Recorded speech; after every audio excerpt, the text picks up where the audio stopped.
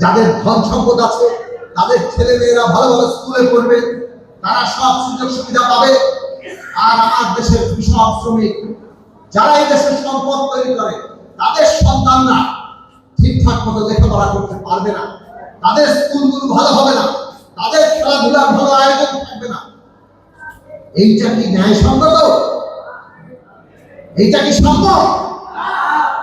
তাহলে এই যে সুযোগের সমতা, এই সমতা ছিল লক্ষ্য, কিন্তু 54 বছরে সেটা প্রতিষ্ঠা হয় না।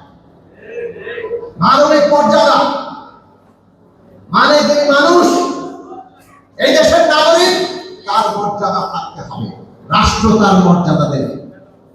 সে কোন ধর্মের মানুষ, কোন জাতির মানুষ, কোন লিঙ্গীয় পরিচয়ের মানুষ, তার রাজনৈতিক বিশ্বাস কি, এইগুলো ব্যক্তিগত ব্যাপার।